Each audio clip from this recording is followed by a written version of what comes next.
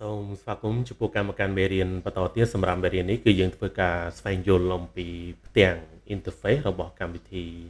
SketchUp អញ្ចឹងសម្រាប់បងប្អូនដែលមិនទាន់បានជួយចុច Subscribe សូមជួយចុច Subscribe ក៏ដូចជាចុចរូបសញ្ញាកណ្ដឹងដើម្បីទទួលបានវីដេអូថ្មីៗពីការចែករំលែកការប្រើប្រាស់កម្មវិធី SketchUp អូខេអញ្ចឹងខ្ញុំបញ្ជាក់បន្ថែមតិចដែរអ្វីដែលខ្ញុំធ្វើវីដេអូនេះគឺសម្រាប់អ្នកដែលគាត់ដែលរៀនដំបូងទៅប៉ុណ្ណឹងអូខេអញ្ចឹងនៅពេលដែលយើងបើកមកយើងឃើញផ្ទាំងរបស់វាគឺអញ្ចឹងយើងចូលទៅធ្វើការស្វែងយល់អំពី menu bar នេះសិនអញ្ចឹងនៅយើងคลิกលើ file មកជាដូចខ្ញុំបញ្ជាក់អញ្ចឹងវាដូចជាមួយនៅកម្មវិធីផ្សេងដែរគឺវាមាន menu bar របស់វាអញ្ចឹងនៅក្នុង file វាមានអីគេមានបង្កើតឯកសារថ្មីបង្កើតឯកសារចេញពីគម្រោងបើកយកឯកសារពីកុំព្យូទ័ររបស់យើងមាន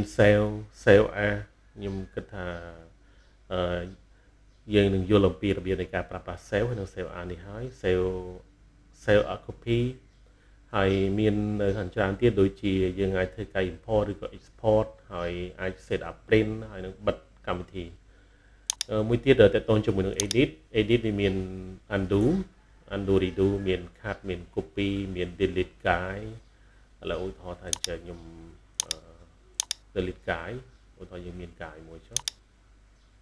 ឧទាហរណ៍ខ្ញុំបង្កើតកាយមួយចេះអានឹងកាយបន្តអញ្ចឹងហើយខ្ញុំចង់ធ្វើការលុបវាអីគឺយើងអាចធ្វើការ click លើវាមកហើយយើងចូលមកdelete កាយអូខេអញ្ចឹងកាលណា delete កាយគឺវាលុបទាំងអស់តែម្ដងអានេះវាមួយទៀតយើងចូលទៅ view ហ្នឹងគឺតកតងជាមួយនឹង toolbar នេះ toolbar យើងអាចបន្ថែមទៅលើឧបករណ៍ដែលយើងចង់យកមកប្រើប្រាស់ដូចជា light to set នេះគឺយើង click លើវាមកគឺវានឹងចេញឲ្យយើង location ហើយមានដូចជាគេដូចជា standard គឺវាបើកឲ្យយើងហើយខ្ញុំដោះវាមកវិញមកខ្ញុំអត់ត្រូវការវាទេ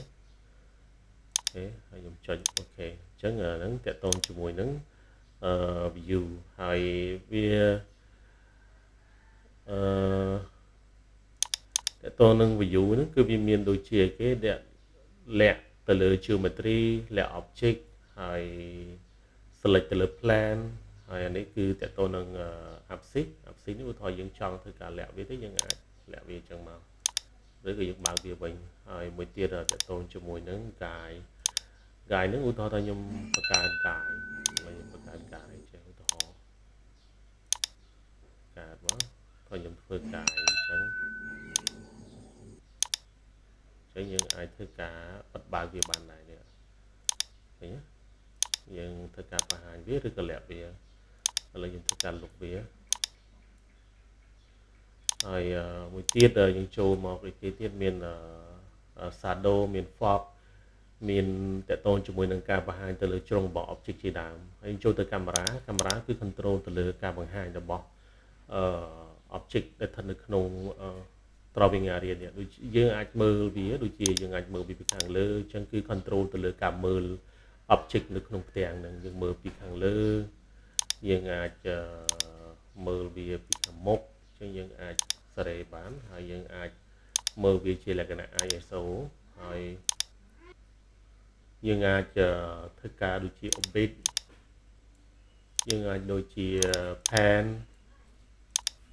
យើងដូចជា zoom in zoom out ហើយតកតមួយត្រគឺវាផ្ទុកនៅឧបករណ៍ដូចជាគេ line arc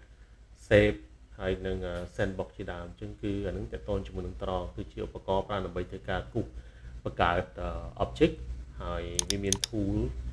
មាន select មាន lasso select មាន erase គឺមានដូចជា scale rotate move មាន flip មាន push pull មាន follow me អញ្ចឹងគឺវាមានច្រើននៅកន្លែងហ្នឹងបន្តមកទៀតគឺ window គឺវាគ្រប់គ្រងដូចជាគេដូចជា tray អញ្ចឹងឧទាហរណ៍ថានេះគឺជា tray យើងចង់លាក់ tray អូខេឥឡូវខ្ញុំបន្តទៀតអូខេឥឡូវខ្ញុំដោះលាក់ខ្ញុំលាក់ទៅលើ instructor អញ្ចឹងខ្ញុំចូលមកកន្លែងហ្នឹងមកនេះយើងលាក់យើងអាចចង់បើកវាវិញគឺយើង click ទៅនឹងមកគឺវាបង្ហាញនៅក្នុងនេះគឺវាយើងអាចពលា instructor នេះគឺវានឹងបង្ហាញអំពីរបៀបនៃការប្រើប្រាស់ទៅលើ tool ហើយមានដូចជា material នៅកន្លែងទុកនៅ material ដូចជាពណ៌ ដើម្បីដាក់ទៅលើ object មាន style មាន component អញ្ចឹងឧទាហរណ៍ថាខ្ញុំបិទអានេះមួយខ្ញុំបិទវាទៅខ្ញុំអាចចូលមកធ្វើការ tick លើវាដើម្បីដាក់វាវិញអូខេហើយយើងចូលទៅមួយទៀតគឺ extension នេះគឺវាប្រើដើម្បីគ្រប់គ្រងទៅកន្លែងដែលយើងបញ្ចូល plugin អញ្ចឹងយើងដំបូងអញ្ចឹងយើងមិនចាំបាច់ទេ plugin នេះគេប្រើសម្រាប់អ្នកដែលគេធ្វើការជាលក្ខណៈ professional វាជួយឲ្យការងាររបស់យើងវាលឿនមានន័យថាវាជា tool ជំនួយបន្ថែមទៀតទៅលើឧបករណ៍នៃ SketchUp ហ្នឹងអានេះគឺ help អានេះគឺ toolbar អញ្ចឹងហើយអានេះគឺតកតងជាមួយនឹងអានេះគឺវាជា measure វាបង្ហាញយើងអំពីរង្វាស់ប្រវែងឧទាហរណ៍ថាយើង click